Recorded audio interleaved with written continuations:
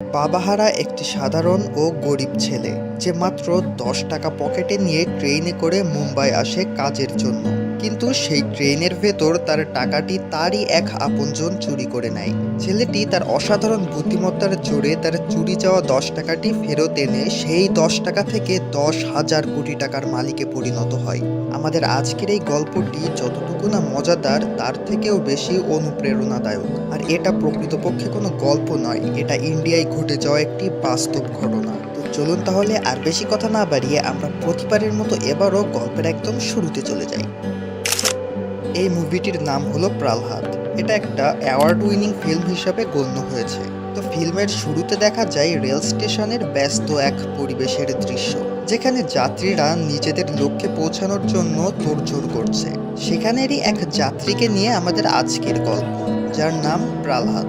সে মুম্বাই যাওয়ার জন্য এখানে এসেছে। তাকে বিদায় জানাতে তার সাথে তার সৎ ভাইও এসেছে। সৎ ভাই প্রহ্লাদকে বলেন, আর মাত্র ৩ মিনিট পর ট্রেন ছেড়ে দেবে, তুই দ্রুত ট্রেনে উঠে পড়। প্রহ্লাদ বলে, এখনো ৩ মিনিট তো আছেই, চিন্তা করো না ভাই, আমি মুম্বাই পৌঁছেই তোমাকে চিঠি পাঠিয়ে জানিয়ে দেব। এরপর সৎ ভাই প্রহ্লাদকে বলেন, তোর সাথে আবারও আমার দেখা যতদিনে হবে ততদিনে তোর দাড়ি উঠে যাবে। এই বলে তিনি প্রহ্লাদকে ১০ টাকা দিতে চাইলে প্রথমে সে নিতে চায় না। সে বলে, আমার জন্য তোমার আশীর্বাদ তো আছে, টাকার কি দরকার। সৎ ভাই বলেন, আশীর্বাদ সেটা তো এমনিও থাকবে অমনিও থাকবে, এটা তোরই টাকা। আমি তোর প্রতি মাসের স্যালারি থেকে টাকা কেটে রেখে আজ এই ১০ টাকা জমিয়েছি, যা এখন তোর কাজে আসবে। এটা শুনে প্রহ্লাদ টাকা গ্রহণ করে এবং তার ভাইয়ের কাছ থেকে বিদায় নিয়ে ট্রেনে উঠে পড়ে। ট্রেনে উঠে সে তার ভাইয়ের দেওয়া টাকাটি দেখতে থাকে এবং যত্ন করে তা পকেটে রেখে দেয়। প্রহ্লাদ তার সিট নাম্বার খুঁজে সিটে বসে পড়ে। প্রহ্লাদের সিটে ছিল এক স্বামী স্ত্রী এবং তার সামনের সিটে মুখোমুখি ছিল খান সাহেব নামের এক মুসলিম লোক ও তার মেয়ে, যার নাম সাবা, এবং তাদের পাশে ছিল ফয়সাল নামের আরও একটি মুসলিম ছেলে। প্রহ্লাদের পাশে থাকা মহিলাটি তাদের খাবারের বাটিটি খুঁজে পাচ্ছিল না। তারা এদিক সেদিক খুঁজতে থাকে, কিন্তু বাটিটির সন্ধান মেলে না। প্রহ্লাদ নিচে খান সাহেবের পায়ের পাশে বাটিটিকে দেখতে পায় এবং তা তুলে নিয়ে তাদেরকে দেখিয়ে বলে, এটাই কি আপনাদের খাবারের বাটি? তারা বলে, হ্যাঁ এটাই তো। তখন খান সাহেব বলেন, বাটিটা ওখানে ছিল তুমি কিভাবে জানলে? তখন প্রহ্লাদ উত্তরে বলে, আপনার পায়ের পাশের পিঁপড়া দেখে আন্দাজে ঢিল মেরেছি, আর সেটাই সত্য হয়েছে। এটা শুনে খান সাহেব প্রহ্লাদকে বুদ্ধিমান ছেলে বলে সম্বোধন করেন। এরপর মহিলাটি খাবারের বাটি খুলে ভেতরে থাকা শিরা নামের কোনো এক ধরনের খাবার খান সাহেবকে খেতে দেন, কারণ তিনি আজ সারাদিন কিচ্ছু খাননি। আর এই পয়েন্টটিকেই মনে রাখবেন, এটাই এই মুভিটির টুইস্ট। তো এরপর ট্রেন চলতে থাকে তার নিজ গতিতে। এর মাঝেই প্রহ্লাদের পাশে থাকা মহিলাটি তাকে প্রশ্ন করে, সে কোথায় যাচ্ছে? উত্তরে প্রহ্লাদ বলে, সে মুম্বাই যাচ্ছে। মহিলাটি আবারও বলে, মুম্বাইয়ে তোমার কে থাকে? প্রহ্লাদ বলে, কাজ। মহিলাটি আবারও বলে, না না, মুম্বাইয়ে তোমার কে থাকে, মানে মামা, চাচা, খালা, খালু। কিন্তু এবারও প্রহ্লাদ উত্তর দেয়, আমি কাজ করতে যাচ্ছি, মুম্বাইয়ে আমার কেউ থাকে না। এটা শুনে তারা অবাক হয়ে যায়, কারণ এত অল্প বয়সী একটা ছেলে এত দূর একা একা যাচ্ছে, তাও আবার কাজের উদ্দেশ্যে। তো এরপর আমরা দেখি খান সাহেবের পাশে থাকা ফয়সাল নামের ছেলেটি তার মালপত্রগুলো ভালো করে রাখছিল যেন চুরি না হয়ে যায়। এটা দেখে প্রহ্লাদও তার পকেটে থাকা টাকাটি ঠিকঠাক আছে কিনা একবার চেক করে নেয়। আর এটা দেখে খান সাহেবের মেয়ে সাবা প্রহ্লাদকে বলে, আপনি বারবার যেভাবে টাকা দেখছেন তাতে টাকাটা উড়ে যাবে। প্রহ্লাদ তার উপদেশের সম্মান জানিয়ে তাকে জিজ্ঞাসা করে, সে কোথায় যাচ্ছে। মেয়েটি জানায়, তার পেটের অসুস্থতার জন্য তারাও মুম্বাইয়ে যাচ্ছে ডাক্তার দেখানোর জন্য। এবার ফ্ল্যাশব্যাক সিনে দেখা যায় প্রহ্লাদ তার সৎ ভাইয়ের কাপড়ের দোকানে কাজ করছে। তখন সেখানে একটি লোক এসে প্রহ্লাদকে ডেকে তার দোকানে নিয়ে গিয়ে তাকে নিজের হাতে বানানো মিষ্টি খাওয়ায়। উনি বলেন, আমি আজ এত বড় ব্যবসায়ী হতে পেরেছি শুধুমাত্র তোমার বাবার জন্য। আগে তো আমি তোমাদের বাড়ির সামান্য একজন চাকর ছিলাম, কিন্তু আজ এত বড় ব্যবসার মালিক। আমার দোকানের এই চেয়ারে বসার অগ্রাধিকার তোমারও রয়েছে, যাও গিয়ে বসো, এই দোকান তোমারই। এটা শুনে প্রহ্লাদ বলে, না না চাচা, আপনি নিজে কষ্ট করে আজ এই পর্যায়ে এসেছেন, আর আমিও চাই কষ্ট করে সফল হতে, আরাম করে নয়। প্রহ্লাদের এই সাহসী কথা শুনে চাচা তাকে বাপকা বেটা সিপাহী কা ঘোড়া বলে বিদায় দেয়। সিন প্রেজেন্টে আসলে আমরা ফয়সালকে দেখি, যে ট্রেনের খোলা গেটের পাশে বসেছিল। প্রহ্লাদও সেখানে এসে তার সাথে কথা বলতে শুরু করে, কিন্তু ছেলেটিকে খুবই দুঃখী মনে হচ্ছিল আর সে খুব একটা কথা বলছিল না। ফয়সাল একটা পর্যায়ে বলে ইংরেজরা তার বাবাকে মেরে ফেলেছে এবং জ্বরে তার মাও মারা গিয়েছে, তাদেরকেই দাফন করে সে এখন মুম্বাই যাচ্ছে কাজের উদ্দেশ্যে। নিজেদের পরিচিতি বিষয়ে এসব কথাবার্তা শেষ হলে লোকটি উঠে সেখান থেকে চলে যায়। ইতোমধ্যে রাত হয়ে গিয়েছে। প্রহ্লাদ তার 10 টাকাটি আবারও হাতে নিয়ে দেখতে থাকে ঠিকঠাক আছে কিনা, কিন্তু সেই বাচ্চা মেয়েটি অর্থাৎ সাবা আবারও প্রহ্লাদকে বলে আর কতবার এই টাকাটিকে দেখবে, রাত হয়ে গেছে, এবার ঘুমিয়ে পড়ো, কাল সকালে উঠে আবার দেখো। প্রহ্লাদও তার কথা রাখে এবং 10 টাকার নোটটি পকেটে রেখে ঘুমিয়ে পড়ে। পরের দিন সকালে ট্রেন একটি স্টেশনে এসে কিছুক্ষণ বিরতি নিলে প্রহ্লাদ ট্রেন থেকে বাইরে বের হয়। খান সাহেব কিছু সামোসা কিনে নিয়ে ট্রেনে ওঠার সময় প্রহ্লাদকে দেখে বলেন, সামোসাগুলো তোমার আর সাবার জন্য কিনেছিলাম, চলো একসাথে বসে খাবে। প্রহ্লাদ বলে কত টাকা হয়েছে? এই বলে সে তার পকেটে হাত দিয়ে দেখে পকেটে কোনো টাকা নেই। সে দ্রুত ট্রেনে গিয়ে সেই মহিলার ব্যাগ খুঁজে দেখতে থাকে টাকা আছে কিনা, কিন্তু সে কোথাও তার নোটটি খুঁজে পায় না। তখন খান সাহেব প্রহ্লাদকে বলেন তার ব্যাগ ভালো করে চেক করতে, কিন্তু তার মেয়ে অর্থাৎ সাবা বলে ওঠে, আরে না, টাকাটা তার পকেটেই ছিল। তখন প্রহ্লাদ তাকে বলে তুমি দেখেছিলে না? সাবা জবাব দেয়, হ্যাঁ আমি দেখেছিলাম তো। তো এই অনাকাঙ্ক্ষিত ঘটনায় প্রহ্লাদের মন একেবারে ভেঙে যায়, আর আগের দিন ফয়সাল যেখানে মন খারাপ করে বসেছিল, প্রহ্লাদও সেখানে ভাঙা মন নিয়ে বসে থাকে। তার ভাইয়ের দেওয়া একমাত্র টাকাটি সে হারিয়ে ফেলেছে। এরপর সিন শিফট হয় আবারও ফ্ল্যাশব্যাকে, যেখানে একদিন রাতে প্রহ্লাদের সৎ বোন প্রহ্লাদকে এই অল্প বয়সে একা একা মুম্বাই যেতে দিতে চাচ্ছে না মোটেও। সে ভয় পাচ্ছিল যে তার কিছু যদি হয়ে যায়। সে এই বিষয়টি নিয়ে রাগারাগি করে দুই ভাইয়ের সাথে। আর বাড়িতে ঘটা এই ঘটনাগুলোই সে সময় বসে বসে ভাবছিল প্রহ্লাদ। তখন সেখানে সাবা এসে প্রহ্লাদের পাশে বসে তাকে বলে ইন্নালিল্লাহ পড়তে, কারণ কিছু হারিয়ে গেলে ইন্নালিল্লাহ পড়লে সেটা খুঁজে পাওয়া যায়। এদিকে খান সাহেব সাবাকে খুঁজতে খুঁজতে এখানে চলে আসেন। তিনি তার মেয়েকে দেখেই বুকে জড়িয়ে নেন আর বলেন ট্রেনের এই খোলা জায়গায় এভাবে বসতে নেই, এটা ঝুঁকিপূর্ণ। এরপর তিনি প্রহ্লাদকে জানান ট্রেনের টিটি স্যার তাকে ডাকছে। প্রহ্লাদ টিটি স্যারের কাছে আসলে স্যার তাকে টাকা হারানো সম্পর্কে জিজ্ঞাসা করেন। তিনি বলেন তুমি একা এত দূর যাচ্ছ, তাও আবার 10 টাকা সাথে করে নিয়ে, এত টাকা কে দিয়েছে তোমাকে? মুভির বাইরে এখানে একটা কথা না বললেই নয়, সেটা হলো এই মুভিটিতে 1900 শতাব্দীর শুরুর দিকের চিত্র তুলে ধরা হয়েছে, আর সে সময় এই 10 টাকা মানে কিন্তু অনেক টাকা ছিল। তো আমরা আবার মুভিতে ফিরি। টিটি স্যারের কথা শুনে প্রহ্লাদ বলে আমি কাপড়ের দোকানে কাজ করি, প্রতি মাসের স্যালারি অল্প করে জমতে জমতে এই 10 টাকা জমিয়েছি, আর আমার টাকা হারিয়ে যায়নি, চুরি হয়ে গিয়েছে। আমি কমপ্লেন লেখাতে চাই এটাকে নিয়ে।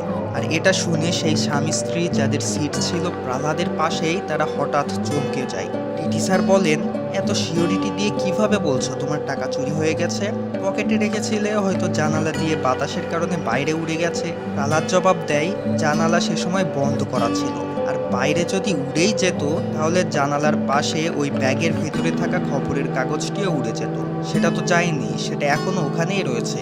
এরপর জয়দেব নামের ওই মহিলাটির স্বামী ফয়সালের দিকে ইশারা করে বলেন স্যার এই ছেলেটি সারা রাত জেগেছিল, এর কাছে জিজ্ঞাসা করেন। এরপর ফয়সাল একটু শান্তভাবে রেগে গিয়ে বলে হ্যাঁ আমি জেগেছিলাম, তাই কি আমি টাকা চুরি করেছি? তখন জয়দেব আবার বলেন আমি তা বলছি না, কে চুরি করেছে হয়তো তুমি দেখেছো। এটা শুনে ফয়সাল বলে হ্যাঁ দেখেছি, আপনি চুরি করেছেন। আর এরপর এই নিয়ে বেশ বাকবিতণ্ডা হতে দেখা যায় তাদের মধ্যে। তো এবার টিটি স্যার সবাইকে থামিয়ে দিয়ে প্রহ্লাদকে বলেন সে যেন পরের স্টেশনে গিয়ে রিপোর্ট লেখায়। প্রহ্লাদ রিপোর্ট লেখানোর জন্য খান সাহেবকে সাথে করে নিয়ে যেতে চাইলে তিনি তার মেয়ের অসুস্থতার অজুহাত দিয়ে যেতে চান না। বলেন আমি গেলে আমার অসুস্থ মেয়েকে কে দেখবে, বরং সে জয়দেবকে দেখিয়ে বলেন তাকে সাথে করে নিয়ে যেতে। কিন্তু এখানে আবার জয়দেব তার স্ত্রীর অজুহাত দিতে থাকে। তখন টিটি স্যার খান সাহেব, ফয়সাল আলী এবং জয়দেব এই তিনজনের নাম নোট করে রাখেন আর পরের স্টেশনে তাদেরকে দেখা করতে বলেন। আর এটাও জানিয়ে দেন যে তারা পরের স্টেশনে পৌঁছানোর আগে যেই বাচ্চাটির টাকা নিয়েছে সে যেন ভালোই ভালোই তা ফেরত দিয়ে দেয়, তা না হলে ট্রেনের সবাইকে আইনি সমস্যায় পড়তে হবে।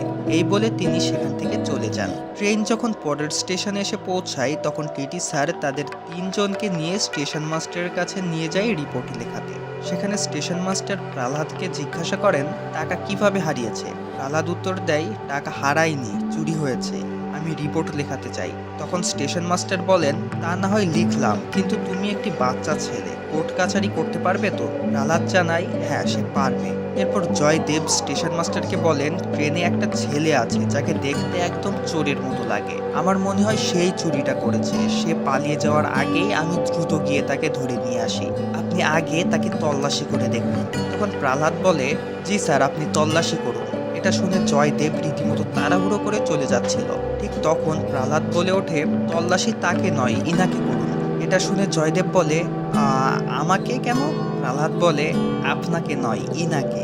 এই বলে সে খান সাহেবের দিকে নির্দেশ করে। এটা শুনে জয়দেব বলে, এটা তুমি কি বলছো? উনার মতো একজন মানুষ এই কাজ কিভাবে করতে পারে? বরং আজ সকালে ইনি তোমাকে সামোসা খাইয়েছে আর তুমি কিনা তাকেই চোর বানিয়ে দিচ্ছ। তখন প্রহ্লাদ বলে, এটাই তো, উনি আমাকে সামোসা খাইয়েছে, এটাই প্রমাণ করে যে সেই আমার টাকাটা চুরি করেছে। কারণ আমি দেখেছি কাল থেকে সারাদিন উনি কিচ্ছু খাননি, যেন তার টাকা না শেষ হয়ে যায়। অথচ আজ সে সকালে এতগুলো সামোসা কিনেছেন এবং আমাকেও খাইয়েছেন। এরপর খান সাহেব দুঃখ নিয়ে বলতে থাকেন, আমি তোমাকে নিজের সন্তানের মতো ভেবেছিলাম, কিন্তু তুমি আমার সাথে এমন একটা কাজ করবে আমি ভাবতেও পারিনি। এর মাঝে স্টেশন মাস্টার বলেন, আচ্ছা, তোমার যেহেতু মনে হচ্ছে খান সাহেব তোমার টাকা হাতিয়ে নিয়েছে এবং সেই টাকা দিয়ে সে সামোসা কিনেছে, তার মানে তোমার টাকাটি তাহলে সামোসাওয়ালার কাছেই রয়েছে। এবার প্রহ্লাদ বলে, না, টাকাটা খান সাহেবের কাছেই রয়েছে, কারণ সামোসাওয়ালা এত বড় নোট কখনো ভাঙিয়ে দিতে পারবে না। ভালো হয় যদি আপনি খান সাহেবকে তল্লাশি করেন। এরপর খান সাহেবকে তল্লাশি করতে একজন উঠে আসতেই খান সাহেব লোকটিকে থামিয়ে দিয়ে নিজের কাছে যা টাকা আছে সব বের করে নিজ থেকে স্টেশন মাস্টারকে দেখাতে লাগেন। আর প্রহ্লাদকে বলেন, দেখো, এখানে আমার 3টা 10 টাকার নোট আর কিছু কয়েন আছে, এখানে তোমার টাকাটা কোনটা তুমি খুঁজে নাও। ঠিক তখন প্রহ্লাদ বলে, 13804115, এটা হলো আমার নোটের সিরিয়াল নাম্বার। এরপর স্টেশন মাস্টার নাম্বার অনুযায়ী খান সাহেবের দেওয়া 10 টাকার নোটগুলো মেলাতে থাকেন। অবিশ্বাস্য হলেও সত্য যে তিনি চুরি যাওয়া নোটটি খান সাহেবের নোটের মাঝেই দেখতে পান। তার মানে অবশেষে এটা প্রমাণ হয়ে যায় যে খান সাহেবই চুরি করেছিল প্রহ্লাদের টাকাটি। এরপর স্টেশন মাস্টার প্রহ্লাদকে তার নোট বুঝিয়ে দিলে সে নিঃশব্দে সেটা তার পকেটে রেখে দেয়। তখন খান সাহেব কাঁদতে কাঁদতে বলেন, সাবার ওষুধ কেনার জন্য আমি এই কাজটি করেছি, আমার কাছে ওষুধ কেনার মতো অতগুলো টাকা ছিল না, আমাকে মাফ করে দাও বাবা। এটা শুনে প্রহ্লাদ খুশি মনে বলে, আপনি দয়া করে কাঁদবেন না, এটা আপনার দোষ না, এটা গরিবের দোষ। গরিব নামক জিনিসটা মানুষকে এসব করতে বাধ্য করে। এরপর প্রহ্লাদ নিজ হাতে খান সাহেবের নিজের টাকাগুলো তুলে নিয়ে তার হাতে দিয়ে দেয়। এমনকি সে টিটি স্যারের কাছ থেকে ফয়সাল আলীর টিকিটটাও নিয়ে সেখান থেকে খান সাহেব এবং জয়দেবকে নিয়ে বিদায় নেয়। ট্রেনে ওঠার সময়ও খান সাহেব বারবার মাফ চাইতে থাকেন প্রহ্লাদের কাছে, কিন্তু প্রহ্লাদ তাকে বলে, ভেতরে সাবা আপনার জন্য অপেক্ষা করছে, দ্রুত ভেতরে চলুন। ট্রেনের ভেতরের দৃশ্যে আমরা সাবাকে দেখি ফয়সালের কোলে বসে গল্প শুনতে। তখন সবাই নিজেদের জায়গায় এসে বসলে ফয়সাল প্রহ্লাদকে বলে, লিখিয়েছো কমপ্লেন? তো কে আসছে আমাদেরকে হাত করা পড়াতে? জবাবে প্রহ্লাদ ফয়সালের টিকিটটি তাকে ফিরিয়ে দেয়। এরপর জয়দেবের স্ত্রী জিজ্ঞাসা করে, টাকাটার সমাধান কি হলো? প্রহ্লাদ বলে, চিন্তা করার কিছুই নেই, রিপোর্ট করেছি, টাকা পেয়ে যাব। এই বলে প্রহ্লাদ তার কাছে সেদিনের সিঁড়ি নামের ওই খাবারটি খেতে চেয়েছিল, যেটা ফিল্মের শুরুতে জয়দেবের স্ত্রী খান সাহেবকে খাইয়েছিল। কিন্তু এবার সত্যি সত্যি খাবারের সেই বাটিটি হারিয়ে গেলে তারা সবাই হাসাহাসি করতে থাকে, আর এর মধ্য দিয়েই এই ফিল্মটির সমাপ্তি ঘটে। ফিল্মের শেষে আমরা আসল প্রহ্লাদের ছবি দেখি, সেই সাথে একটি আর্টিকেলে দেখতে পাই প্রহ্লাদ 1945 সালে মুম্বাই পৌঁছেছিল।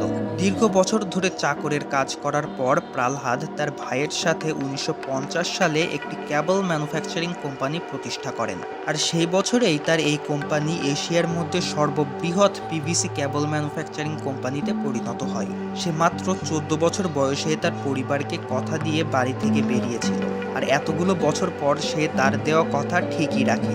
সে তার ওই 10 রুপি থেকে 10,000 কোটি রুপির মালিক হয়ে যায়। এরপর সে তার পরিবারের কাছে আবারও ফিরে আসে এবং একসাথে থাকতে শুরু করে।